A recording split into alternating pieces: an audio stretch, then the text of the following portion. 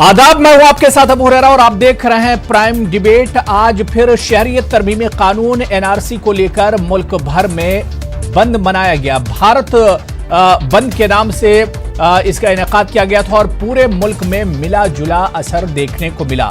8 तस्वीरें आपके TV screen पर हैं और इसके जरिए आप समझ सकते हैं कि किस तरह का असर आज के इस बंद का देखने को मिला है। कोलकाता के खासतौर से मगरबी बंगाल की अगर हम बात करें तो यहां पर 2 लोग हलाक हो गए क्योंकि जो मुखालिफिन थे शहरियत तरमीमी कानून और जो हिमायती हैं उनके दरमियान में झड़प हुई, जिसके चलते 2 लोगों की हलाकत हुई और एक शख्स के जख्मी होने की खबर आ रही है।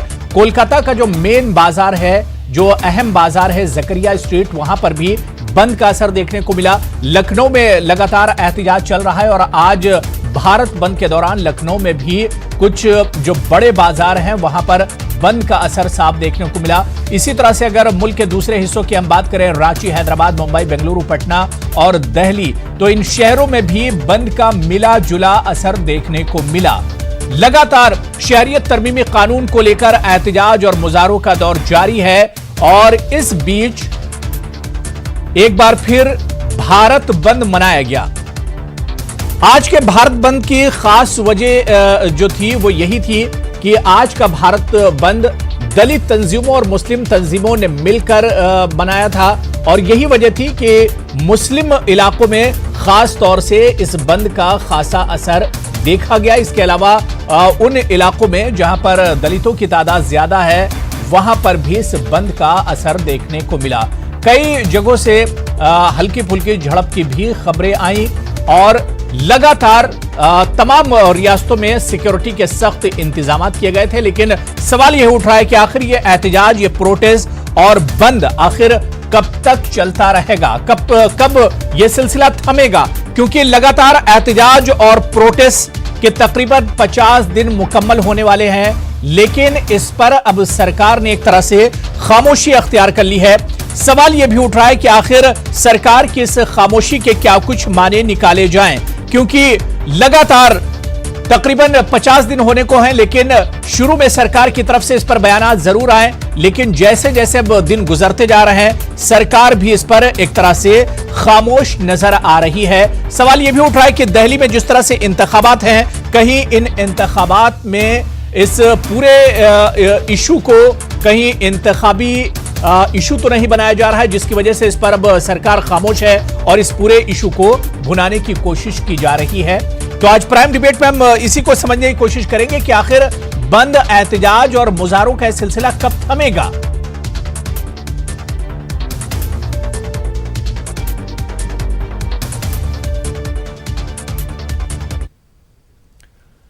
तो जाहिर सी बात है कि आज फिर भारत बंद मनाया गया और इस बंद का मिला जुला असर रहा। लेकिन वही सवाल जो बार बार मैं कर रहा हूं कि आखिर ये बंद, एहतजाज और प्रोटेस्ट जो है ये कब तक चलता रहेगा, इसका सिलसिला आखिर थमेगा कब। ये जिस तरह से लोगों में एक नाराजगी देखी जा रही है, ये नाराजगी का सिलसिला कब थमेगा, इसी को आज हम प्राइम डिबेट में समझने की कोशिश करेंगे। बहुत खास मेहमान मेरे साथ प्राइम डिबेट में जुड़ रहे हैं। बहुत जल्दी अपने मेहमानों का आपसे तारुफ करा देता हूं। मेरे साथ कलीमुल हफीज साहब जुड़े हुए हैं, सियासी तजिया निगार हैं। इनके अलावा परमजीत पम्मा जी हैं, वाइस चेयरमैन हैं फेडरेशन ऑफ सदर बाजार ट्रेडर्स एसोसिएशन के। कुछ देर में मेरे साथ शकीलुज़्ज़मा अंसारी साहब जो एक्स मिनिस्टर हैं कांग्रेस के, वो भी जुड़ेंगे। शिवम त्यागी साहब बीजेपी के स्पोक्सपर्सन हैं, लीडर हैं, वो भी मेरे साथ जुड़े हुए हैं और अक्सर इस इशू पर मेरे साथ जुड़ते रहे हैं। वो खालिद अनवर साहब जेडीयू एमएलसी हैं और पिछले कई डिबेट में हमने और खालिद अनवर साहब ने एक तरह से इस डिबेट पर, इस इशू पर चर्चा की है। खालिद इबादुल्ला साहब हैं, लीडर हैं टीएमसी के और कोलकाता से मेरे साथ जुड़े हुए हैं। जितने मेहमान हैं सभी का बहुत इस्तकबाल है। जाहिर सी बात है सवाल यही उठ रहा है कि इस एहतजाज और प्रोटेस्ट या बंद का जो सिलसिला चलता आ रहा है ये थमेगा कब। क्या इसके मुज़िर असरात मुल्क की मईशत, जो स्टूडेंट हैं, तलबा हैं, क्या उन पर नहीं पड़ रहा है, जो हमारी इकोनॉमी है क्या उस पर मुज़िर असरात नहीं पड़ रहे हैं। इसी को हम आज समझने की कोशिश करेंगे कि आखिर सरकार को अब क्या कुछ करना चाहिए, यह सरकार की जो खामोशी है उसके क्या कुछ माने निकाले जाएं। मैं सबसे पहले कलीमुल हफीज साहब आपसे ही मैं शुरुआत करना चाहूंगा। कलीमुल हफीज साहब, जिस तरह से लगातार हम देखते आ रहे हैं कि तकरीबन 50 दिन होने को है लगातार मुल्क के मुख्तलिफ हिस्सों में, जो शुरुआत एक तरह से नॉर्थ ईस्ट से हुई थी और उसके बाद इस एहतिजाज का एक मरकज दिल्ली का शाहीन बाग बना था और अब 50 दिन मुकम्मल होने को है, तकरीबन 50 दिन हो रहे हैं। सवाल यह उठता है कि यह एहतिजाज, प्रोटेस्ट और बंद का सिलसिला थमेगा कब? कब तक चलता रहेगा यह एहतिजाज और प्रोटेस्ट?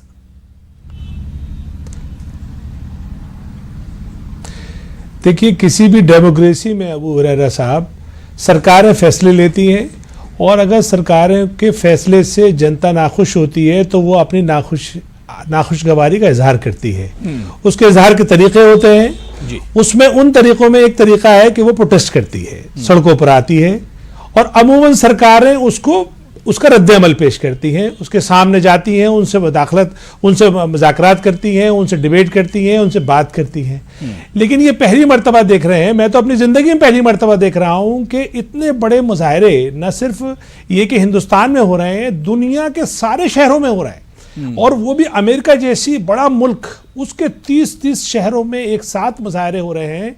तब भी ये सरकार इस इशू पे उन मुजाहिरीन से बात करने को तैयार नहीं है। ये काफी हैरानकुन बात है। ये सरकार को सोचना ही होगा। पहले सरकार ने झारखंड इलेक्शन का इंतजार किया, वहां उसे खातिर खा रिजल्ट नहीं मिले। अब दूसरा उसके पास एक सिर्फ बहाना था कि भी दिल्ली के इलेक्शन में वो उसको किस तरह से एनकैश करे। तो दिल्ली में वो कोशिश कर रही है कि इन मुजाहिरों को वो अपने चुनावी स्टंट के तौर पे यूज करे और पोलराइज करे। लेकिन मैं समझता हूं वहां पे भी उसको कोई कामयाबी नहीं मिल रही। लेकिन इन छोटे छोटे फायदों में जो बड़ा नुकसान कर रही है सरकार, वो ये कर रही है कि पूरी मईशत, जहां आईएमएफ का जो चीफ इकोनॉमिक एडवाइजर हैं गीता गोपीनाथन, वो खुद कहती हैं कि पूरी दुनिया की जो मंदी है उसकी 80% मंदी हिंदुस्तान की मंदी की वजह से है और हिंदुस्तान की सरकार जाग नहीं रही है। इवन अभी एक दिन बाद उसे बजट पेश करना है, उससे पहले भी उसके पास कोई मईशत के लिए कोई खास इंतजाम नहीं है, कोई ऐसा पैकेज नहीं है कि मार्केट में कहीं कोई उम्मीद की लहर हो। सब तरफ मायूसी है और मायूसी के साथ साथ मुजाहरे बढ़ते चले जा रहे हैं। और मुजाहरों में एक दूसरी जो गलती कर रही है सरकार, वो ये कि इसको वो ताकत से दबाना चाहती है। जहां जहां सरकार की यानी कि बीजेपी की हुकूमतें हैं जिन जिन सूबों में, वहां जिस तरह से इन मुजाहरों को हैंडल किया गया, वो किसी भी डेमोक्रेसी के लिए अच्छा नहीं है। इसी वजह से दुनिया के तमाम अखबारात, तमाम चैनल्स जो बहुत बड़े हैं, जैसे New York times, Washington post, guardian, Australia का सिडनी हेराल्ड, यूरोप के सारे अखबारात सब लिख रहे हैं कि आखिर हिंदुस्तान जैसी बड़ी जमहूरियत वो अपने इन मुजाहरों को डील क्यों नहीं कर पा रही। डील वो इसलिए नहीं कर पा रही क्योंकि उनसे वो डायलॉग नहीं कर रही। लेकिन एक खुशाइन बात मुझे जो आज लगी, एक चैनल पे जो हमारे रविशंकर प्रसाद जी हैं, वो एक चैनल पे कुछ मुस्लिम नुमाइंदों से बात करके कह रहे थे कि भाई हम डायलॉग करने के लिए तैयार हैं, लेकिन आप लोग कोई स्ट्रक्चर प्रपोजल लाइए। तो मुझे थोड़ी सी उम्मीद की किरण नजर आई है, लेकिन बाद में फिर वो भी हल्के से उससे बचते नजर आए। लेकिन एक मर्तबा वो कह गए, तो मैं ये समझता हूं कि शायद वो दिल्ली के इलेक्शन का इंतजार कर रहे हैं, उसके बाद वो जरूर बात करेंगे। और अगर बात नहीं की उन्होंने, तो ये हिंदुस्तान की मईशत के लिए, हिंदुस्तान के माहौल के लिए और इंटरनेशनल इमेज के लिए बहुत बड़ा धक्का होगा और ये हुकूमत की नादानी होगी। बिल्कुल जाहिर सी बात है कि इस तरह के एहतजाज और प्रोटेस्ट से नुकसान तो मुल्क का हो रहा है। मैं खालिद अनवर साहब आपके पास आना चाहूंगा।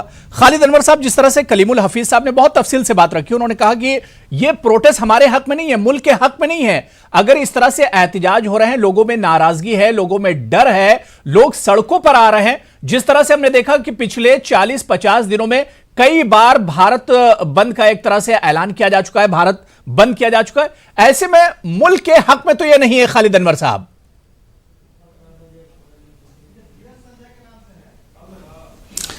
देखिए, कलीमुल हफीज साहब ने जो बात कही, मैं उनसे 100% इत्तेफाक करता हूं। बल्कि उनकी बात को मैं आगे बढ़ाते हुए एक बात कहना चाहता हूं कि मुल्क में हो रहे एहतजाज को आप मईशत, तिजारत की निगाह से न देखें। ये एक सोशल स्टेट है जिसका फैब्रिक डेमोक्रेटिक फैब्रिक है। इस फैब्रिक में लोगों को अपनी बात कहने का मुकम्मल इख्तियार हासिल है। और नीतीश कुमार ने कल एक बात कही, हमारे जो वजीर आला, उन्होंने ये बात कही कि अगर लोगों के दरमियान खौफ है, लोगों के दिलों में खदशात है, तो ये सरकार का काम है उसको दूर करने का। और ये बात मैं कई मरतबा अबू हुरैरा साहब में यहां अर्ज कर चुका हूं इस प्लेटफॉर्म के ऊपर कि देखिए जो एहतजाज हो रहे हैं, जहां तशद्दुद हो रहा है उसकी मजम्मत की जानी चाहिए, जो पुरअमन हो रहा है उसका एहतराम किया जाना चाहिए। लेकिन एहतजाज लोग सड़कों पे क्यों उतरे हैं? लोग आज खवातीन धरने पर बैठी हैं, लखनऊ के अंदर बैठी हैं, पूरे मुल्क में जगह जगह, शाहीन बाग में जगह जगह, बिहार के कई जिलों में खवातीन धरने पर बैठी हैं। लोगों ने आज भारत बंद किया। इस बंद से यकीनन मुल्क का नुकसान हो रहा है, और मुल्क का क्या नुकसान, हर फर्द का नुकसान हो रहा है। तो इस नुकसान की भरपाई तो नहीं हो पाएगी, लेकिन जो लोगों के दिलों में जो खदशात हैं, जो जज्बात है, उसका एहतराम कौन करेगा? आप किससे? आप हुक्मरां क्लास हैं, हम हुक्मरां क्लास हैं, हमारा काम है इनके खदशात को एड्रेस करने का। और बदकिस्मती यह है कि हुकूमत, आप छोड़ दीजिए कि ये इलेक्शन है वो इलेक्शन है, क्या छोटे छोटे इलेक्शन की वजह से हम अपनी जमहूरियत या लोगों की आवाज को इस तरह दबता हुआ या इस तरह यानी मुल्क को तबाह होता हुआ देख छोड़ देंगे क्या? हमको नहीं छोड़ना चाहिए। बातचीत का दरवाजा खोलना चाहिए, और जो स्टेक होल्डर्स हैं उनसे बातचीत की जानी चाहिए, चाहे वो दलित हो, गरीब हो, अकलियत हो, जो भी क्लास के लोग हों, उनके लोगों से बातचीत कीजिए कि भाई आप क्यों इतना सड़कों पे आए हुए, क्या वजह है, क्यों आपको इतना डर लग रहा है? बातचीत के जरिए इस रास्ते को, यानी इन एहतजाज को, मुल्क को जो नुकसान हो रहा है उसको, जो समाज में एक यानी सरासरगी फैली हुई है, उसको दूर करने के लिए बातचीत का रास्ता खोलना पड़ेगा। अब इस तरह की बातें की जाने लगी हैं, इलेक्शन के अंदर तरह तरह की बातें की जा रही है, वहां बातें की जा रही है, पता नहीं किस ट्रैक पे लेकर के जाना चाहते हैं लोग समाज को। बड़ी हैरत हो रही है। इलेक्शन आते और जाते हैं, मुल्क हमारा है और हमेशा रहेगा, समाज हमारा है, हमेशा रहेगा, लोग हमारे हमेशा रहेंगे। आप मुल्क की तरक्की देखिए और समाज को बचाइए और लोगों के जज्बात का ख्याल कीजिए, यही जमहूरियत है, और आप जमहूरियत के निगहबान हैं।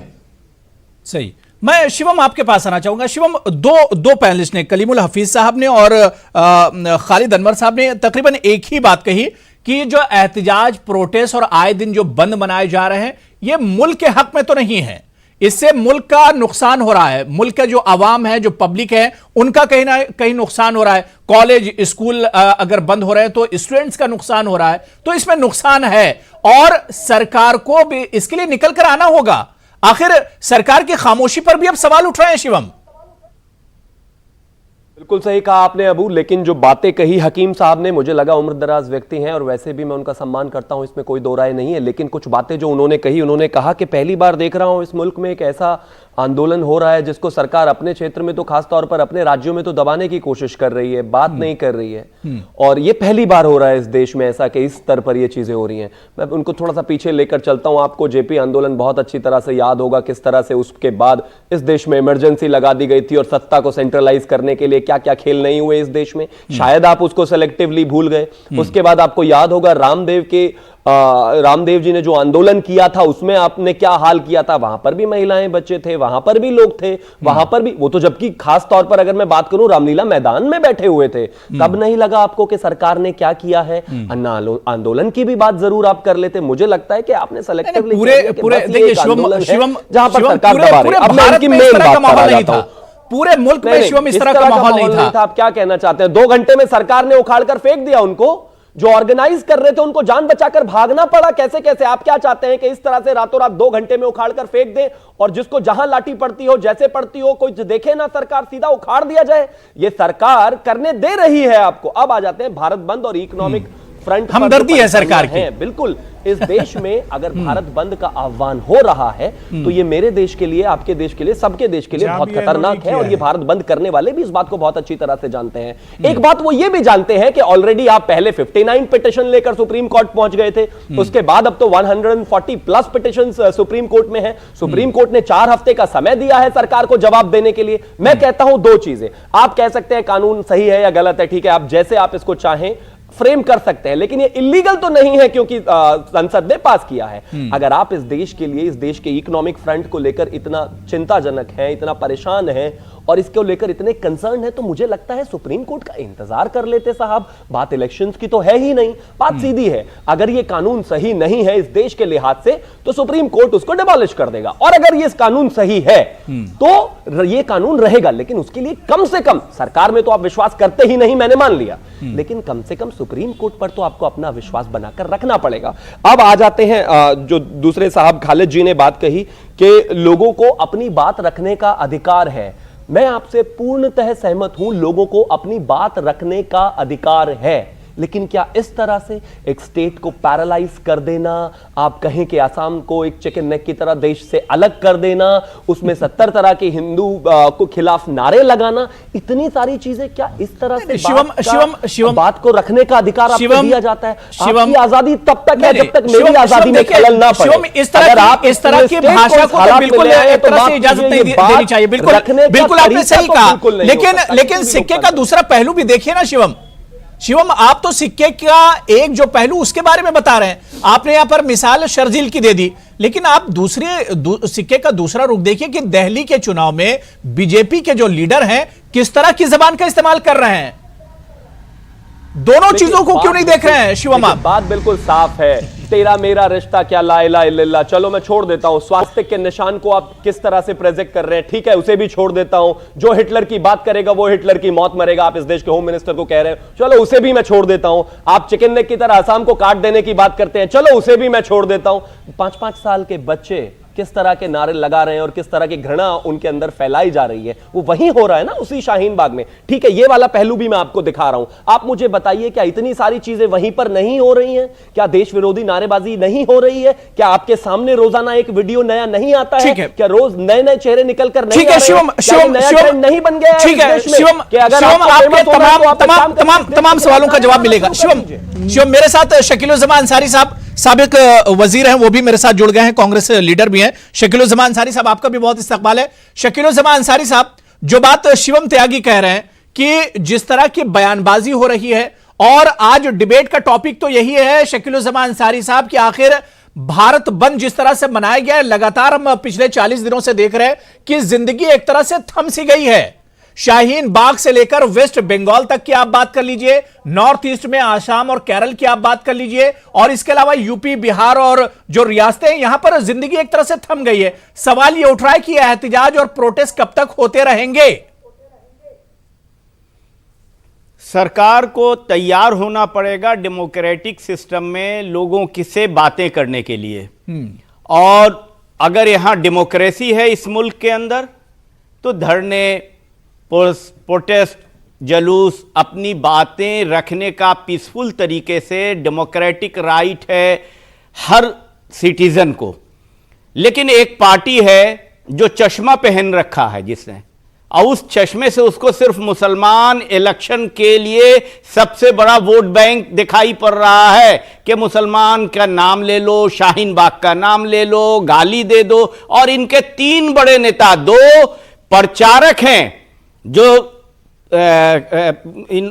दिल्ली असेंबली के लिए, उन्होंने किस तरह की बातें और किस तरह का भाषण दिया, ये जिम्मेदार लोगों ने। और आप कहते हैं कि वो प्रोटेस्ट में क्या बोला क्या नहीं बोला उसकी बात करते हैं। वहां जनता है, वहां पर कोई डिसिप्लिन नहीं है, आपने संविधान की कसम खाई है और इस तरह की बात करते हैं हिंदू मुस्लिम को बांटने की। इस मुल्क को अभी हमारे प्रवक्ता जो बीजेपी के हैं उन्होंने कहा कि आप शांति से रहने दो, तो अरे धमकी दे रहे हो अभी भी आप। होम मिनिस्टर तो धमकी देते ही हैं, इस पार्टी के प्रवक्ता लोग भी अब धमकी दे रहे हैं। अरे धमकी कैसे है? एक कानून जो संवैधानिक नहीं है वो आप लेके आए, पार्लियामेंट के अंदर विरोध हो रहा है सभी पार्टियों का जो विपक्ष की हैं, और कई पार्टियां आपकी एनडीए के साथी भी हैं, वो भी विरोध कर रही हैं। लेकिन आप किसी से बात नहीं करते हो। क्यों नहीं बात करते हो? अपनी हठधर्मी पे हो कि हमारे पास नंबर्स हैं। डेमोक्रेसी में नंबर्स होते हैं, लेकिन पीपुल्स वॉइस इज सबसे मोस्ट इंपॉर्टेंट नंबर, जो जनता की आवाज है। ठीक है, आप नंबर से जो बिल चाहो आप पास करा लो, उसमें तो कोई एतराज नहीं है। तो क्या आप अपनी आवाज जनता नहीं रखेगी? अपनी आवाज जनता रखेगी, आपके कान में डालेगी, बहरी सरकार को सुनाएगी कि हिंदुस्तान का संविधान जो दुनिया को मुनफरिद बनाता है, हिंदुस्तान को दुनिया में अपनी, आज क्या हो रहा है? पूरी दुनिया में हिंदुस्तान की जो बदनामी हो रही है, आप क्योंकि आप फेलियर हैं, नौजवानों को नौकरी देने में फेलियर है। इकोनॉमिक्स आज का यह है कि सबसे नीचे है भारत आजादी के बाद। डॉलर के रेट पर क्या क्या ये बोलते थे, पेट्रोल और डीजल के रेट पर क्या क्या ये बोलते थे, आज बताएं कहां है? नौजवानों को 2 करोड़ की नौकरी के बजाय छटनियां हो रही हैं। तो इन सब बातों से पर्दापोशी करने के लिए इनके पास एक ही जुबान है, वो धर्म की जुबान है। और आप बिल पास कराते हुए पार्लियामेंट में होम मिनिस्टर साहब ने कैसे बोला, किस तरह से बोला, किस लहजे में बोला? तो जब इनके होम मिनिस्टर जिस लहजे में बोलते हैं, धर्मों का नाम गिनाते हैं और किसी विशेष धर्म को घुसपैठिया बताने की कोशिश करते हैं, तब फिर इनके लोग कहां से रुकने वाले हैं? इनके जो इनकी ठीक है शकील उज़्ज़मान साहब, इस पर आगे हम और बात करेंगे। रुकने वाली है। ठीक है ठीक है, जो इस मुल्क शकील उज़्ज़मान साहब, मसले का हल कैसे निकलेगा, इस पे भी हम बात करेंगे। जो सरकार कर रही है वो तो सबके सामने है, लेकिन मसले का हल कैसे निकलेगा? अपोजिशन जो कर रहा है वो भी एक तरह से सबके सामने है, और सरकार का जो रवैया इस पर है वो भी सबके सामने है। पप्पू यादव सदर हैं जन अधिकार पार्टी के, वो फोन लाइन पर मेरे साथ इस वक्त जुड़ चुके हैं। पप्पू यादव जी, न्यूज़ 18 उर्दू में आपका बहुत इस्तकबाल है। पप्पू यादव साहब, आप लोगों ने पटना में एक मीटिंग की थी, दलित और मुसलमानों की एक मीटिंग थी, जिसमें तय किया गया था कि इस मसले को मिलकर लड़ा जाएगा। आज भारत बंद मनाया गया, कितना कामयाब मानते हैं इसे पप्पू यादव जी, आज के बंद को? सर, मैं तो इतना जानता हूँ, जब दिल का रिश्ता और खून का रिश्ता एक हो जाए तो वो कामयाबी मिल जाती है।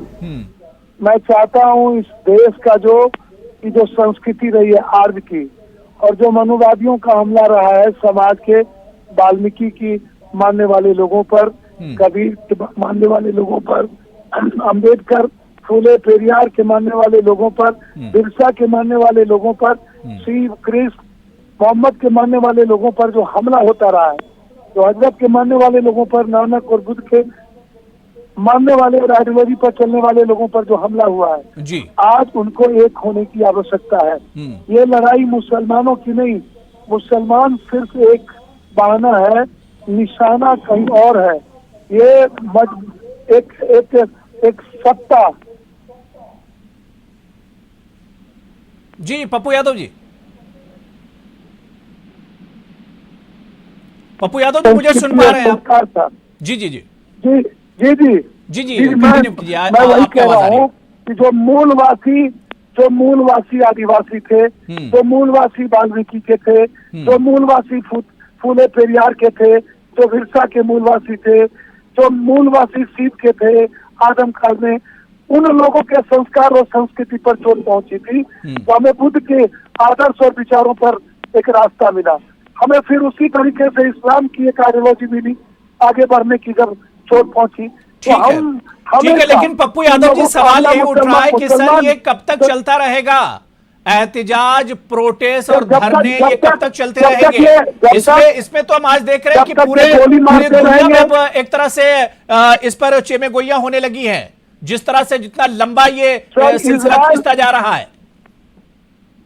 जब तक ये गोली मारते रहेंगे, ये लोग अंग्रेज के दलाल थे, ये लोग ये इनको क्या पता भारत के निर्माण और भारत की क्रांति का? भारत के निर्माण की क्रांति के जो इतिहासकार थे, आप गांधी के पोते को ये गोली मारेंगे, अंबेडकर के नेफ्यू पोते को गोली मारेंगे, ये गोली मारेंगे भगत सिंह के नेफ्यू को, ये गोली मारेंगे सरदार पटेल के लोगों को, ये गोली मारेंगे नेहरू के नाती को। ये जिन लोगों ने इस देश और वतन की कुर्बानी में जिनकी भूमिका है, चाहे वो सुभाष का हो, इन्होंने तो विवेकानंद को भी क्षुद्र बना दिया था। ये वही शंकराचार्य है जिन्होंने शिकागो में कहा था ये कोई प्रवक्ता नहीं है। ये वो लोग हैं जो विवेकानंद क्षुद्र है, और बाद में बहुत धर्म के धम्मा आकर के उन्होंने कहा था कि एक मानवतावादी लोग हैं, इन्हें 2 मिनट का बोलने का मौका दिया जाए। मैं जानना चाहता हूँ कि लेकिन पप्पू यादव जी मसले का हल नहीं निकल रहा है। पप्पू यादव जी, इस तरह प्रोटेस्ट एहतिजाज जो लगातार चल रहे हैं उससे कोई मसले का हल निकलता नहीं दिख रहा है। एक तरफ सरकार खामोश है, सर, दूसरी आपको- तरफ ये प्रोटेस्ट हो रहे हैं, इसमें बीच के लोग एक तरह से पिस रहे हैं। स्टूडेंट के कॉलेज और स्कूल बंद हो रहे हैं, जो रोजगार और जो काम करने वाले लोग जो हैं उनका काम एक तरह से ठप हो रहा है। तो ऐसे में तो गाड़ी बिल्कुल ठप हो जाएगी पप्पू यादव जी, अगर मसले का हल नहीं निकला। सर आप जोगी को समझाइए ना, जो कहते हैं टुकड़े टुकड़े कर देंगे। एक एमपी ने कहा शाहीनबाग में बलात्कार करेंगे, जोगी कहता है कि सड़कों पर ले आए, ये उसको रावण के हस्त्र का पता नहीं, दुर्योधन का पता नहीं कि द्रौपदी के साथ के बाद क्या हुआ था।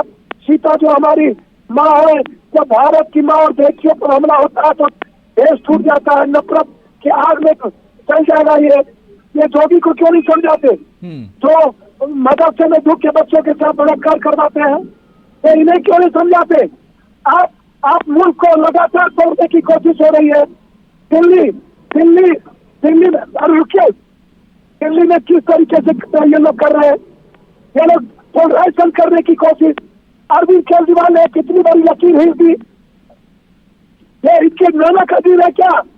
शाहीनबाग, ये सर्जिल का मामला ले आया, ये जबरदस्ती, ये सर्जिल कौन है, आप कार्रवाई करिए। इनके वालिद पापा और जदयू से चुनाव लड़े, मोहरा बनाया सर्जिल को। जब सर्जिल जेल जा सकता है तो जोगी क्यों नहीं, दिल्ली का सांसद क्यों नहीं, अनुराग ठाकुर क्यों नहीं। लेकिन पप्पू यादव जी मसला तो और उलझता चला जाएगा। ऐसे में तो मुश्किलात और खड़ी होती चली जाएंगी। और जो बात आप कह रहे हैं कि अगर ये प्रोटेस्ट इसी तरह चलता रहा तो दिल्ली के चुनाव में बीजेपी से अपना इशू बना लेगी। दिल्ली में बीजेपी इसका फायदा उठाना चाह रही है। बीजेपी तो चाह रही कि शाहीन बाग चलता रहे। पप्पू यादव जी, बीजेपी तो चाह ही रही है। बीजेपी शाहीन बाग में मेरी माँ और बहन बैठी है, इनको नहीं पता था कि देश के 80% माँ सड़कों पर होगी। इन्हें नहीं पता है कि मेरी माँ झांसी की रानी और बेटी रजिया सुल्तान है। ये शिखंडी है, कायर लोग हैं, ये लड़के देखे मेरी माँ थे। ये हमला इन्होंने शुरू किया है। सर सब आप लगातार हमला कर रहे थे, तो हमारी बात घर से निकली। 10 सेकंड दीजिए जरा। ठीक है, संविधान की रक्षा के लिए। ठीक है Pappu Yadav ji, BJP spokesperson, BJP leader मेरे साथ जुड़े हुए हैं, शिवम त्यागी, वो कुछ आपसे सवाल करना चाह रहे हैं, आपकी बातों पर कुछ रिएक्शन देना चाह रहे हैं। जी शिवम। शब्दावली के लिए माफ कीजिएगा, लेकिन बेगैरती और महत्वाकांक्षा अगर हद से ज्यादा बढ़ जाए तो इंसान को समझ आना थोड़ा सा कम हो जाता है। पप्पू यादव जी, किस मुंह से आपने विवेकानंद जी का नाम लिया और किस मुंह से आपने टुकड़े टुकड़े की बात कही।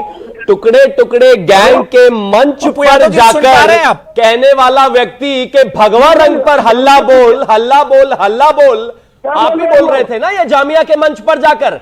एक तरफ भगवा रंग पर हल्ला बोल कह रहे हो और दूसरी तरफ बैठकर इसी देश के नेशनल टेलीविजन पर आप विवेकानंद को कोट कर रहे हो। क्या बोल रहे हैं, क्या बोल रहे हैं। इसी में विश्वास रखते हैं ना थोड़ा बहुत। माना मुस्लिम दलित कॉम्बिनेशन राजनीति में लगे हुए हो, पागल कर रहे हो, बिल्कुल ठीक है। जब बात कर रहे हो विवेकानंद की लाइन के भगवा रंग पर हल्ला बोल, अरे भगवा रंग से क्या परेशानी है आपको? अरे भगवा रंग से परेशानी क्या है? इतना डर किस बात का? आपका डर किस बात का बताइए ना मुझे। और जो देश के टुकड़े करने की आप बात कर रहे हैं, आप ही थे उस मंच पर, तो टुकड़े टुकड़े गैंग के मंच पर तो पप्पू यादव ही बैठे हुए हैं। अरे बहुत देर बोल लिए आप, हद से ज्यादा बोल चुके हैं आप सुनिए, सेक्युलरिज्म का पार्ट यहाँ पर मत पढ़ाइए और दलित मुस्लिम का कॉम्बिनेशन सेक्युलरिज्म नहीं होता। सेक्युलरिज्म का मतलब होता है everybody is equal before the law and the constitution. तो प्लीज ये मत बताइए मुझे अपना जो ये आपका कॉम्बिनेशन बनाने का चल रहा है पार्टी का, वो पार्टी की फॉरम पर बनाइएगा, कोई दिक्कत नहीं है, लेकिन यहाँ नहीं चलने वाला। और ये हमला बोल हल्ला बोल भगवा पर हल्ला बोल, लोगों को गाली देना, हिंदुत्व को गाली देना, क्या बात है? राजनीति दुकान आजकल चलती है क्या? अरे बात करनी है हिंदू मुस्लिम सिख ईसाई सबकी करो, ये मुस्लिम दलित क्या होता है? सबकी करो भैया। पहले आप हम उनकी बातें सुन, आप मेरी बात सुनिएगा कि नहीं? अरे वो तो मैं 5 मिनट से सुन रहा हूं लगातार। अगर सबकी करनी है तो फिर बीजेपी सबकी बात क्यों नहीं करती? बीजेपी क्यों मुसलमानों को छोड़ती है? फिर बीजेपी बीजेपी ने मुसलमानों को हिंदुस्तान के शिविर मुसलमानों को नहीं छोड़ा, समझ आप लीजिए। सबकी बात करने की बात कर बीजेपी रहे हैं, तो ने बीजेपी हिंदुस्तान मुसलमानों को के क्यों छोड़ रही मुसलमानों को है? नहीं छोड़ा। यही पूछिए ना शिवम त्यागी साहब से। सबसे पहले भाषण में के मुसलमानों के बिल्कुल साथ छोड़ा है। किसी ये CAA की क्या जरूरत थी? किसी ठीक है, मुसलमान का पहले से ये- मुझे ब्रेक पर भी जाना है और दो पैनलिस्ट अभी मेरे पास बैठे हुए हैं। खालिद इबादुल्ला साहब बहुत देर से वेट कर रहे हैं और परमजीत पम्मा जी बहुत देर से वेट कर रहे हैं। मैं खालिद इबादुल्ला साहब, मैं बहुत छोटा सा रिएक्शन आपसे भी लूंगा, ब्रेक के बाद फिर आपके पास आऊंगा। खालिद इबादुल्ला साहब, लगातार ममता बनर्जी की कोशिश थी कि पुरअमन एहतजाज किया जाए, पीसफुली जो है प्रोटेस्ट किया जाए, लेकिन फिर भी हम देखते हैं कि वेस्ट बंगाल में लगातार हिंसा एक तरह से होती है। जब भी प्रोटेस्ट होते हैं तो उसमें एक तरह से हिंसा देखने को मिलती है। आज भी हमने देखा कि वहां पर 2 लोगों की जानें चली गई।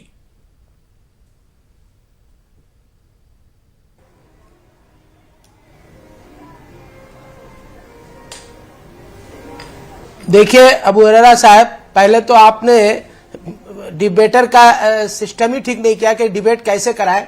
आप सबों से बात कर रहे हैं और हम लोगों को सिर्फ सुनने के लिए बैठा दिए। नहीं दूसरी बात ये रही खालिद इबादुल्ला साहब, क्योंकि कि पप्पू यादव के मैं पास टाइम नहीं था, 2-3 वो पॉइंट हमारे पे साथ बात जुड़- करूंगा, आपको बीच- थोड़ा बीच वक्त में देना जुड़ गए थे। पड़ेगा, आपको वक्त देना पड़ेगा। नहीं वक्त बिल्कुल, देना पड़ेगा। मैंने कहा कि मैं ब्रेक के बाद सबके आपके पास टाइम नहीं है। दूंगा। मैं भी किसी के पास टाइम नहीं है। आप जुड़े हुए सोचिए हैं। कि सब जी आप सोचिए कि हम लोगों के पास टाइम नहीं। नहीं, बिल्कुल, अभी बिल्कुल, आप बात रखिए। आप सुनने का तो सुनिए और वरना फिर हम खोल के चले जाएंगे। आप 2 बात सुन लीजिए। नहीं, क्योंकि मैं इस तरह से बैठ के सुनने के लिए आया नहीं हूं। आप मुझे भी कुछ बोलना है, तो मैं 2 बात आपको बताना चाह रहा हूं कि आप मेरे बीजेपी के स्पोक्स पर्सन कह रहे थे कि ऐसे इससे पहले बहुत बड़ी आंदोलन इस तरह हुई है। मैं क्लियर बता देना चाहता हूं कि हिंदुस्तान ही नहीं, पूरी दुनिया में ऐसी आंदोलन आज तक देखने को नहीं मिला जहां पे औरतें निकली हुई है। यहां पे मर्दों का कोई मामला ही नहीं है। जो जिस देश में और जिस जगह पे हिंदुस्तान के हर कोने कोने में गलियों से, सड़कों से, शहरों से, ब्लॉक से, बड़े बड़े शहरों तक इस आंदोलन को मैंने समझिए रास्ते पे उतरकर औरतें निकल गई हैं। ये पहली बार ही उनको बताइए, ये कभी नहीं हुआ पूरी दुनिया के इतिहास में। दूसरी चीज है, आज बीजेपी के प्रवक्ता ने कहा कि हिटलर के बारे में उन्होंने कहा कि हिटलर को गोली मार दो, तो इनको यह एहसास हो गया है कि अमित शाह हिटलरीगिरी कर रहे हैं। अमित शाह हिटलरीगिरी करे, इनको एहसास हो गया। दूसरी चीज है कि यहां पे बैठे हुए ये जो जेडीवी के एक स्पोक्स पर्सन है और भारतीय जनता पार्टी के एक स्पोक्स पर्सन है, जिस तरह से नरेंद्र मोदी और अमित शाह के बीच में पार्लियामेंट के फ्लोर में एकता नहीं हुई, उसी तरह से ये लोगों के भी आपस में एकता नहीं हो रही है। बीजेपी एक साथ संगठक है, एक साथ ही इलेक्शन लड़ रहे हैं, एक साथ सरकार में है। जेडीवी के जो एमएलसी है वो बोलते हैं कि इनको ये ठीक तरीका नहीं है, इनका तरीका ठीक होना चाहिए और इनके सरकार को लोगों से बात करनी चाहिए। और भारतीय जनता पार्टी के जो स्पोक्सपर्सन है वो बोल रहे हैं कि टुकड़े टुकड़े करने वाले अमित शाह को गोली मार देना चाहिए, हिटलर कहा गया। तो ये एक्सेप्ट कर रहे हैं कि ये अमित शाह हिटलर है, हिटलर का नाम लेके एक्सेप्ट किया है इन्होंने, बहुत अच्छी बात है। आज मुझे अच्छा लगा कि भारत नहीं, लेकिन खालिद इबादुल्ला ये तो सब सियासत है। देखिए, बयानबाजी चलती रहती है।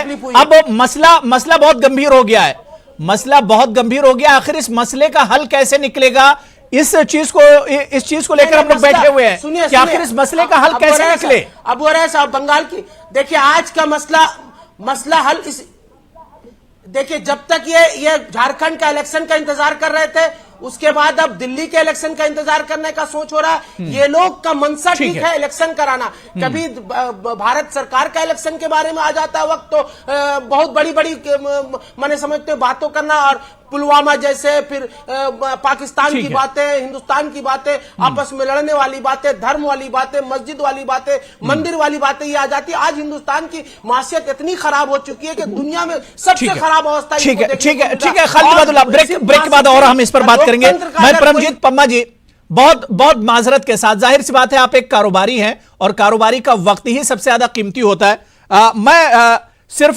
पम्मा जी, क्योंकि सारे जितने लोग मेरे साथ बैठे हैं सारे लोग सियासी हैं, मैंने कहा कि भाई आज भारत बंद मनाएगी और नुकसान एक आम आदमी का होता है जब इस तरह के बंद होते हैं, और जो कारोबारी खासतौर से होते हैं उनका बहुत ज्यादा नुकसान होता है। जिस तरह का माहौल परमजीत जी पिछले 40-50 दिनों से मुल्क में चल रहा है, इसका अगर मैं आपसे समझना चाहूं कि कारोबार पर कितना असर पड़ता है, एक आम आदमी पर कितना असर पड़ता है। देखिए, सबसे बड़ी बात है जो इस समय माहौल चल रहा है वो व्यापारी के लिए बड़ा भयानक माहौल चल रहा है, क्योंकि व्यापारी अपने आप को एक तरह से डरा हुआ महसूस कर रहा है, क्योंकि व्यापारी का सबसे बड़ा धर्म होता है व्यापार। अगर उसका धर्म ही व्यापार ही उसका बंद हो रहा है तो उसका कोई धर्म ही नहीं रह गया। हमारी लड़ाई हिंदू मुसलमान की नहीं, हमारी लड़ाई है रोजगार की। हमारी लड़ाई है हम अपने बंदों को रोजगार कैसे देंगे, वो प्रॉब्लम हमारे लिए आज इतनी ज्यादा दिक्कत का कारण बन चुकी है कि नौकरियां जाई जा रही हैं, हमारे वर्करों की रोज बंद का डर है। और बाहर के लोगों को लगता है दिल्ली में जैसे धरने प्रदर्शन चल रहे हैं कि दिल्ली पूरी जाम पड़ी है, दिल्ली ब्लॉक पड़ी है, तो इससे लगातार ना तो व्यापारी दिल्ली आ रहा है और ना दिल्ली का जो माल है बाहर जा पा रहा है। तो ये चीजें अब सरकार को भी चाहिए। देखिए मैं एक चीज आपको बता दूं, दोनों पहलू का मैं बताता हूं कि कोई बातचीत होगी, कोई आगे तो आए। सही। जब तक कोई आगे नहीं आया, आप एक कमेटी बनाइए, 10-11 बंदों की बनाइए, 21 बंदों की बनाइए, सरकार से बात कीजिए। सरकार देखिए धरना प्रदर्शन हमारा जायज है, धरना प्रदर्शन हम कर सकते हैं, मगर इस हिसाब से आप आके कोई बातचीत ना हो पाए सरकार से, और सरकार का भी फर्ज है। देखिए सरकार होती है माई बाप, अगर माई बाप लगता है जिम्मेदारी होती है सरकार की, जाहिर सी बात है, उससे बातचीत करे। अगर नहीं कर पाती तो ये आने वाले समय में इतना रोजगार खत्म हो जाएगा कि लोगों को रोटी के लाले पड़ जाएंगे। मैं आपको बताना चाहूंगा, जो पुरानी दिल्ली की मार्केटें हैं सुनसान पड़ी रहती है कई घंटों, जहां पर पैर रखने की जगह नहीं होती थी, जहां पर व्यापारी दूर दूर से ये होता था कि सदर बाजार, चांदनी चौक या आजाद मार्केट, ऐसी मार्केटें जो पुरानी आजाद, चाहे आप गांधीनगर ले लीजिए, जहां मार्केटों में हमेशा रश रहता था, आज मार्केटें सुनसान पड़ी। बिल्कुल जाहिर सी बात है, जब इस तरह के हालात होंगे तो उसका असर तो पड़ता है, कारोबार पर असर पड़ता है, मईशत और इकोनॉमी पर सीधा उसका असर पड़ता है, एक आम आदमी की जिंदगी पर सीधा उसका असर पड़ता है। आखिर परमजीत पम्मा जी ने बताया, वो किसी सियासत से जुड़े हुए नहीं, किसी पार्टी से जुड़े हुए नहीं, बड़ी साफ बात उन्होंने कही कि इस तरह का जब माहौल होता है, एहतजाज, प्रोटेस्ट और जब बंद होता है तो सीधा सीधा नुकसान एक कारोबारी, एक स्टूडेंट और एक आम आदमी की जिंदगी पर उसका असर पड़ता है। और यहां तो 40 दिन से ज्यादा हो गए। शिवम,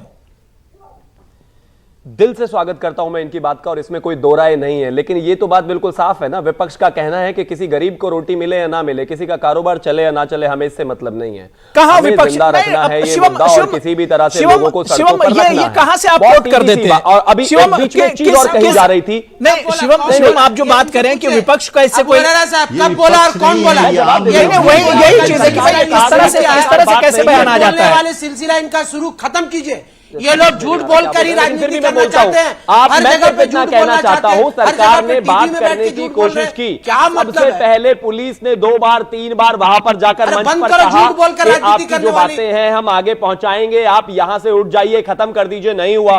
फिर उसके बाद इनकी एक कमेटी बनी, एलजी साहब के पास वो गए, एलजी साहब से वो मिले, एलजी साहब ने भी कहा कि जो भी आपकी परेशानियां हैं उस पर जरूर बात होगी, उसको आगे रखा जाएगा, वो भी नहीं माना गया। इसके बाद दिल्ली की अगर मैं बात करूं, दिल्ली में जंतर मंतर प्रदर्शन के लिए है, उस प्रदर्शन को अगर आप वहां करेंगे तो मुझे नहीं लगता व्यापारियों को उतनी परेशानी होगी। आपको जनता का ख्याल तो आखिरकार रखना पड़ेगा। ये बिजनेसमैन जो मेरे बराबर में बैठे हैं, तो सरकार ख्याल नहीं रखेगी, सरकार ख्याल नहीं रखेगी, सिर्फ ख्याल जनता को रखना है। सरकार ख्याल नहीं रखेगी। सरकार को सलाह दीजिए कि ऐसा प्रोटेस्ट यहाँ तो क्या पूरी दुनिया में आज तक नहीं हुआ। आप शायद जानते नहीं है साहब, ये फलस्तीन मॉडल है। आपने कहा ना कि वो महिलाएं और बच्चे हैं, आज से पहले आंदोलन है, ये भी भारतीय जनता पार्टी प्रदर्शन धरना होता था, वो सिर्फ और सिर्फ फलस्तीन में होता था। ये नया मॉडल है। लेकिन फिर भी मैं आपसे हाथ जोड़ के विनती करूंगा परमजीत की तरफ से कि कम से कम अगर लोगों का इतनी फिक्र आपको इकोनॉमी की है, इतनी फिक्र नौकरी की है, रोजगार की है, तो उस गरीब की 2 रोटी तो मत छीनो, उसकी क्या गलती है? खालिद अनवर साहब, खालिद अनवर, लेकिन आपको लाइन लाइट चाहिए। ठीक है, आपको बंद करनी है, अजीब माहौल है। ये हिंदुस्तान फिलिस्तीन और इजराइल से कंपेयर कर रहे हैं। कंपैरिजन कोई नहीं है, फिलिस्तीन और इजराइल से कंपेयर कर रहे हैं। आप कंपैरिजन, मैं तो सिर्फ आपको मॉडल समझा रहा हूं। आप जो कह रहे हैं कि ऐसा कहीं होता ही नहीं है। आपने अभी किया, बाहर निकलिए, आपने कभी अभी तुरंत किया है कि भारत सब लोग यहाँ पे सबका राइट है। देश को फिलिस्तीन और इजराइल से कंपेयर कर रहे हैं। इस वक्त प्रधानमंत्री और गृह मंत्री है खालिद इबादुल्ला साहब, हो गई आपकी। ये देश की समस्या को समझने के मूड में ही नहीं है। ठीक है, ठीक है। मैं कलीमुल हफीज साहब आपके पास आ रहा हूं। मैं खालिद अनवर साहब से एक कमेंट ले लेता हूं। खालिद अनवर साहब, क्या आपको लगता है कि यह जिम्मेदारी सिर्फ अपोजिशन की है, जिस तरह से शिवम कह रहे थे, या सिर्फ आवाम की है, जो लोग एहतजाज कर रहे हैं, जो अपनी बेचैनी और अपना डर जिसकी वजह से सड़कों पर निकले, क्या यह आवाम की जिम्मेदारी, सरकार की जिम्मेदारी नहीं है कि वो लोगों के इस दुख दर्द में शामिल हो? सरकार को निकल कर आना चाहिए कि आखिर परेशानी कहां पर है।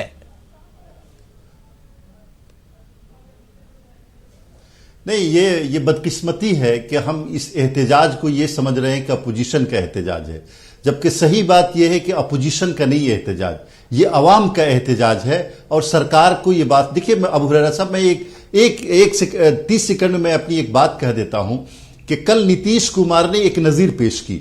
जब प्रोटेस्ट शुरू हुआ तो उन्होंने स्टेक होल्डर्स को बुलाया और बात की कि आपको क्या परेशानी है।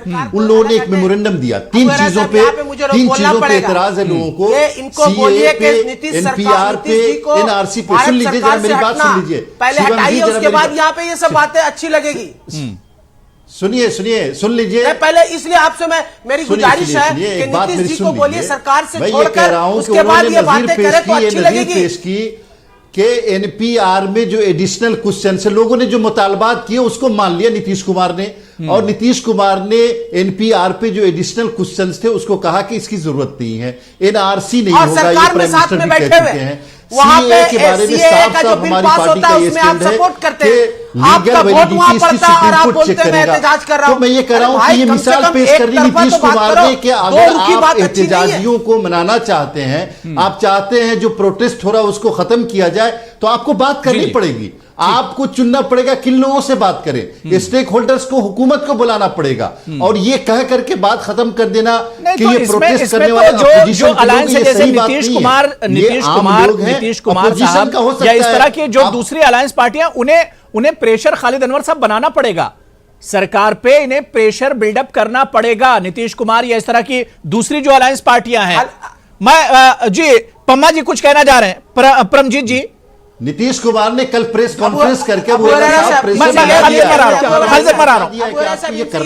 पहले अमित शाह को, मैं ये कहना चाह रहा हूँ, बड़े दुख की बात है, दिल्ली में चुनाव चल रहे हैं और मुद्दा क्या चल रहा है, शाहीन बाग का। कोई ये नहीं, खालिद इबादुल्लाह मैं आ रहा हूँ, सुन लीजिए मैं अभी आपके सवाल का जवाब ले लेता हूँ। जी, एरिया का जो कमर्शियल एरिया का व्यापारियों की जो जगह है, वहां पर बुरा हाल है। उनके सवाल नहीं सुन सका कि दिल्ली में कॉलेज कम है, बच्चों को दाखिला कैसे मिलेगा, उसके ऊपर नहीं चल रहा।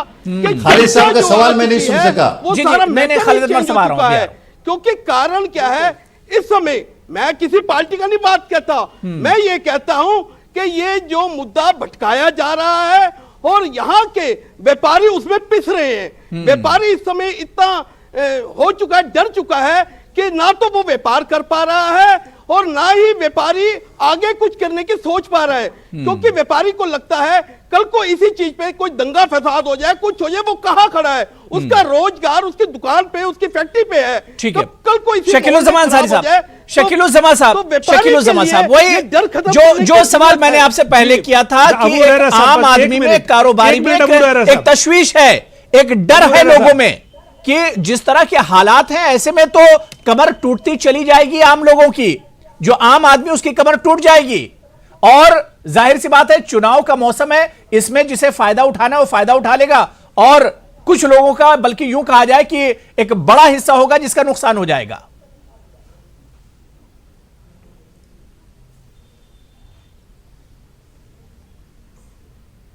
शकीलुज़्ज़मान साहब, देखिए अभी हमारे व्यापारी भाई यहां बैठे हैं, बहुत अच्छी बात की है कि दिल्ली का इलेक्शन डेवलपमेंट पर नहीं हो रहा है, व्यापारियों के मसले पर नहीं हो रहा है, छात्रों पर नहीं हो रहा है, हॉस्पिटल पर नहीं हो रहा है, शाहीन बाग पर हो रहा है। क्यों? जहां तक ताल्लुक है, इनसे जरा पूछा जाए कि व्यापारियों की कमर क्या इन आंदोलन से टूटी है, कि नोटबंदी से टूटी है व्यापारियों की कमर, जीएसटी से टूटी है, छोटे व्यापारी सब समाप्त हो चुके हैं, और आंदोलन तो हिंदुस्तान के समस्याओं के निदान का एक रास्ता है। डेमोक्रेसी में दिया है, व्यापारियों की कमर जरूर जीएसटी से जो भी हुआ है व्यापारी समझ, मगर ऐसे आंदोलन जीएसटी हम फिर भी दे के लिखते हैं, पर ऐसे आंदोलन व्यापारी को डरा के रखते हैं। सुनिए, आप जो बोल रहे हैं, आप भी राजनीतिक रोटियां मत यहाँ से कि आप कोई हल बताइए हमें। आप दिल्ली की समस्या पे कौन सी बात कर रही है आपकी पार्टी? आपकी पार्टी भी शाहीन निवास पे बात कर रही है। पार्टी ने डेवलपमेंट की बात की। नहीं, ये बात मत कीजिए आप दिल्ली के विकास की बात आपकी कौन सी डेवलपमेंट दिल्ली का होगा ना? आपका किस पार्टी ने? आपके नेता शाहीन बाग पे जा रहे हैं, आपके नेता क्या व्यापारियों के बीच में आ रहे हैं कि व्यापारियों की कमर टूट रही है? व्यापारियों की समस्याओं का निदान कांग्रेस पार्टी ने किया है और ये शाहीन बाग रोज आपके नेता पहुंच चुके हैं। आप ऐसा है ना कि आप किसी पार्टी के प्रवक्ता के रूप में बोलिए तो ज्यादा अच्छा मैं रहेगा। क्यों बोलूं? व्यापारी के रूप में तो आप ठीक नहीं बोल रहे हैं। Opposition आप तो व्यापारियों serious है को नहीं जो बिल्कुल। जीएसटी वो कहाँ किस से व्यापारी आज के पास सबसे जाएंगे? लोएस्ट है इकोनॉमिक कंडीशन, आप बेरोजगारी का इंडेक्स सबसे हाई है। और वो क्यों है? वो क्या आंदोलन आज हुआ है आंदोलन के कारण है? नहीं, आंदोलन से आपको तकलीफ हो रही है, ठीक है, उसमें हम नहीं कुछ कहेंगे, लेकिन चुनाव जो हो रहा है दिल्ली में, वो चुनाव बीजेपी कॉमनल बना रही है। और हम अपने बीजेपी के बोलते हैं कि इनके साथी जो नीतीश कुमार जी हैं, इनके अगर साथ नहीं है तो ये दोनों गले मिलके यहां चुनाव क्यों लड़ रहे हैं? वो भी बात क्लियर होनी चाहिए। तब खालिद भाई नहीं, हम साथ हैं, अलायंस में हमारी सरकार है शकीलुज्जमा साहब। लेकिन सवाल शकीलुज्जमा साहब हमारी सरकार है अलायंस में, हम साथ हैं, लेकिन हमारे हर एजेंडे के साथ नहीं है। हम जनता दल यूनाइटेड हैं। इस मुल्क में जो दो लोगों के हाथ में सत्ता है और हम इसका हल ढूंढ रहे हैं पार्लियामेंट। ठीक है, नहीं, जाहिर सी बात है, मसला बहुत गंभीर होता जा रहा है। इसका हल तो ढूंढना होगा। सरकार के साथ साथ अपोजिशन को भी अब इस मसले का हल ढूंढना होगा। अपोजिशन को भी वो एक तरह से निकल कर आना होगा। इस मसले का हल कैसे निकलेगा, इस पर बातचीत करनी होगी। मैं कलीमुल हफीज साहब आपके पास आऊंगा, लेकिन शायद पप्पू यादव साहब फोनलाइन पर हमारे साथ जुड़े हुए हैं। पप्पू यादव साहब, मुझे सुन पा रहे हैं आप? पप्पू यादव साहब,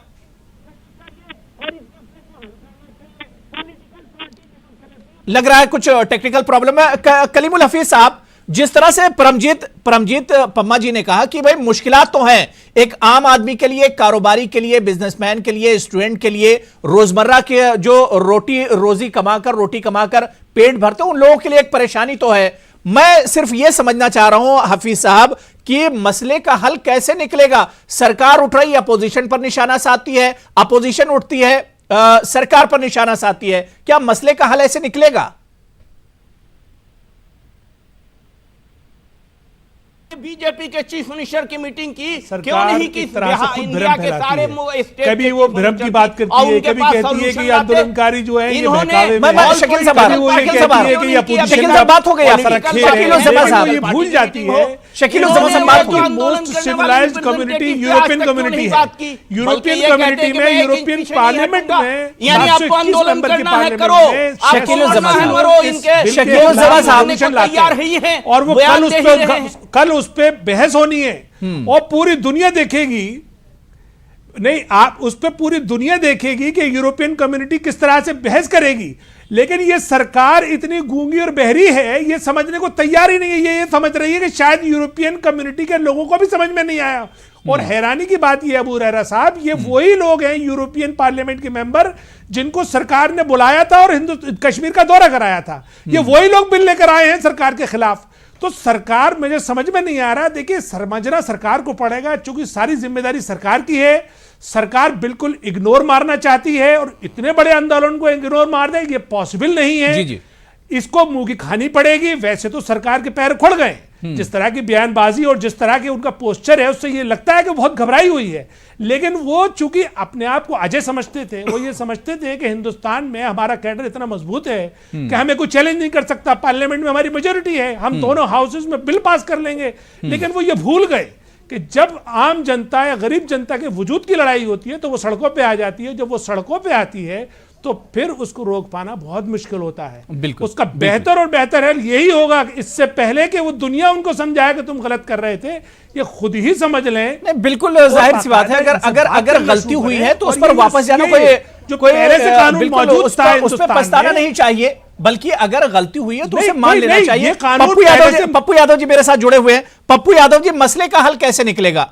मसला तो अब जाहिर सी बात है, अगर सरकार ने गलती की है तो अपोजिशन को आगे आना होगा, बातचीत ही मसले का हल है। पप्पू यादव जी,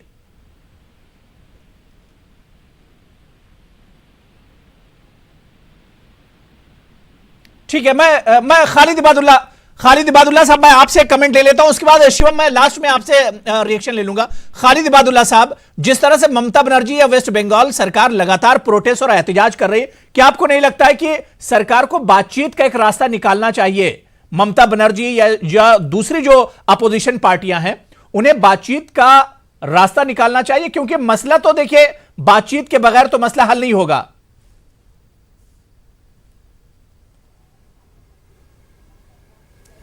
बिल्कुल बिल्कुल अबू हरारा साहब, सारे हिंदुस्तान में जो प्रोटेस्टर हैं वो लोग तो मसला हल निकालने के लिए प्रोटेस्ट कर रहे हैं।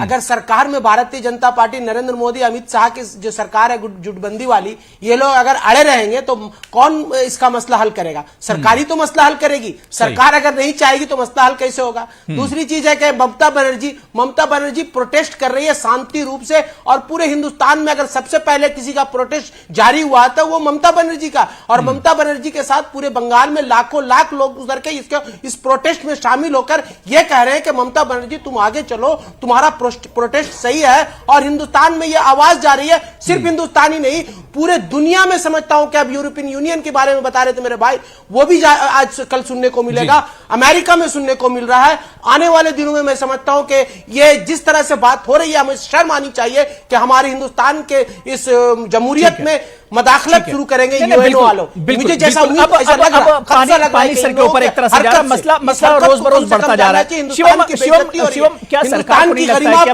अब मसला का हल निकलना चाहिए? क्या शिवम, सरकार जिस तरह से अपोजिशन का कहना है कि सरकार दिल्ली इलेक्शन के लिए इंतजार कर रही है, वरना बहुत बड़ा मसला शाहीन बाग का या जो प्रोटेस्ट और एहतजाज हो रहे हैं, सरकार के लिए बहुत बड़ा मसला नहीं है, लेकिन सरकार जानबूझकर सियासत कर रही है।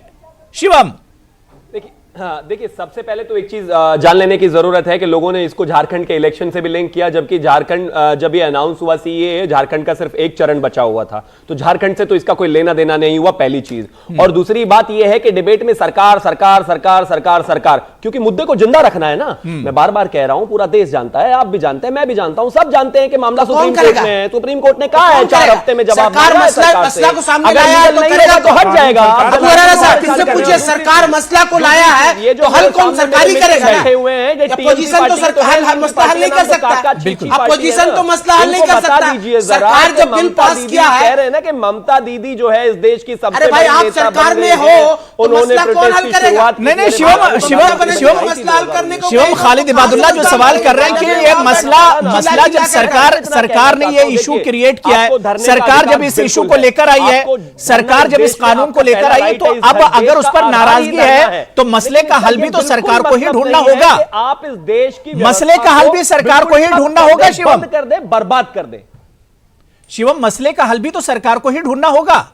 जब लोगों में नाराजगी है, लोगों में कंफ्यूजन है, लोगों में डर है, तो ये तो सरकार की जिम्मेदारी है। में विश्वास नहीं रखते?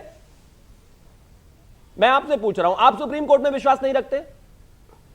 आप जमहूरियत, जब आप सुप्रीम कोर्ट में विश्वास नहीं रखते तो बताइए ना, फिर कैसे चलेगा? मैं सिर्फ इतना कहना चाहता हूँ, सरकार पर तो आप विश्वास रखते ही नहीं, ये आपका अधिकार है, ये आपका अधिकार है कि आप सरकार पर विश्वास ना करें। सुप्रीम कोर्ट का एक अलग है, वो सबसे ऊंचा है, उसके ऊपर में तो कोई नहीं है। वो आगे मसला को देख रही है, मसला को हल करने के लिए जो है लॉ पॉइंट में देखेगी, उसके बाद वो तय करेगा। और दूसरी चीज, यूरोपियन यूनियन का बार बार सवाल आ रहा है कि यूरोपियन यूनियन में मुद्दा गूंजेगा। सुनिए, मेरे बच्चे को कौन से क्या मेरे पास बिल्कुल शिवम, मेरे पास बिल्कुल टाइम नहीं बचा, और जाहिर सी बात है, मसला जब इस तरह से बढ़ता जा रहा है तो तशवीश भी बढ़ती जा रही है, लोगों की परेशानियां बढ़ती जा रही हैं। जिस तरह से परमजीत जी ने कहा कि किस तरह से कारोबारियों की मुश्किलात बढ़ती जा रही, इस पर अब मिल बैठकर ही बातचीत करके मसले का हल निकालना चाहिए। जाहिर सी बात है शिवम कि सुप्रीम कोर्ट पर और अदलिया पर सबको भरोसा है, लेकिन सरकार सुप्रीम कोर्ट के बहाने तो नहीं छुप सकती है। सरकार को भी अब आगे आना होगा। सुप्रीम कोर्ट तो उस पर जो फैसला देना होगा, जो हल निकालना होगा, वो निकालेगी, लेकिन उससे पहले जिस तरह के हालात बनते जा रहे हैं, इस पर अब मेरे ख्याल से सरकार को भी आगे आना होगा, और अपोजिशन को भी अब इस पर संजीदगी से सोचना होगा। बहुत बहुत शुक्रिया कलीमुल हफीज साहब, परमजीत पम्मा जी, शकीलुज़्ज़मा अंसारी साहब, शिवम त्यागी जी, खालिद अनवर साहब और खालिद इबादुल्लाह साहब, सभी का बहुत बहुत शुक्रिया प्राइम डिबेट में जुड़ने के लिए। आदाब।